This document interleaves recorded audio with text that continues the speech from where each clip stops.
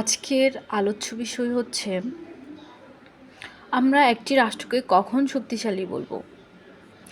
একটি রাষ্ট্রে যদি এক্সট্রাকটিভ ক্যাপাবিলিটি থাকে, রেগুলেটিভ ক্যাপাবিলিটি থাকে, ডিস্ট্রিবিউটিভ ক্যাপাবিলিটি থাকে, সিম্বলিক ক্যাপাবিলিটি থাকে, অর্থাৎ এই চারটি সক্ষমতা যদি একটি রাষ্ট্রে থাকে তবে তাকে আমরা পাওয়ারফুল স্টেট বা শক্তিশালী রাষ্ট্র হিসেবে বিবেচনা করতে পারি। এক্সট্রাকটিভ ক্যাপাবিলিটি মিনস হচ্ছে একটি রাষ্ট্র সুষ্ঠুভাবে পরিচালনা করার জন্য যে পরিমাণ রিসোর্সেস প্রয়োজন সেটা সংগ্রহ করার সক্ষমতা একটা রাষ্ট্রের আছে কি না সেটা বোঝা।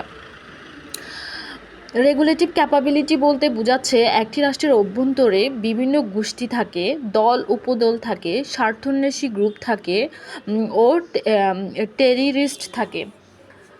তো এসব গোষ্ঠীগুলোর আচরণ নিয়ন্ত্রণ করার জন্য যে সক্ষমতা একটা রাষ্ট্রের দরকার সেটাই হচ্ছে রেগুলেটিভ ক্যাপাবিলিটি।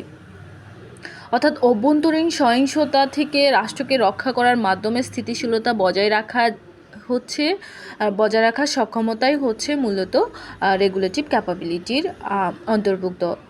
রাষ্ট্রের প্রশাসনিক ও সামরিক সক্ষমতাকে এখানে মেইনলি বোঝাচ্ছে।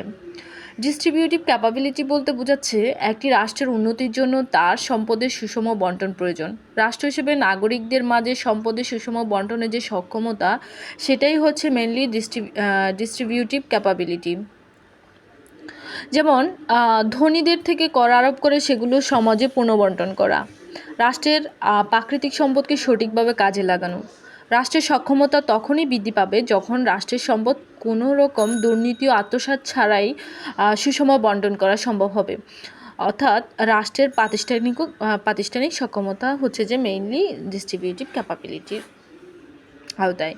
সিম্বলিক ক্যাপাবিলিটি একটি রাষ্ট্রকে তখনই শক্তিশালী বলা যায় যখন রাষ্ট্রটির প্রতি তার জনগণের ভালোবাসা থাকবে, একাত্মতা থাকবে, ভক্তি ও দেশপ্রেম জাগ্রত হবে। জনগণের প্রতি রাষ্ট্রের এই আস্থা অর্জনের ক্ষমতাই হচ্ছে সিম্বলিক ক্যাপাবিলিটি। এটা আসলে কিছুটা ন্যাশনাল ইন্টিগ্রিটির মতোই।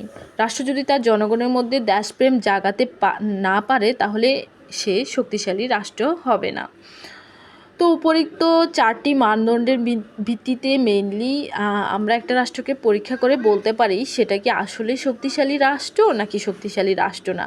এই চারটি সক্ষমতা যদি কোনো রাষ্ট্রের মধ্যে একসাথে বিরাজ করে তাহলে আমরা বলতে পারি যে এই রাষ্ট্রটি অভ্যন্তরীণভাবে শক্তিশালী। অর্থাৎ অভ্যন্তরীণ শক্তি আন্তর্জাতিক অঙ্গনে কাজে লাগিয়ে জাতীয় স্বার্থ উদ্ধার করাই হচ্ছে মেইনলি হচ্ছে যে আন্তর্জাতিক রাজনীতি।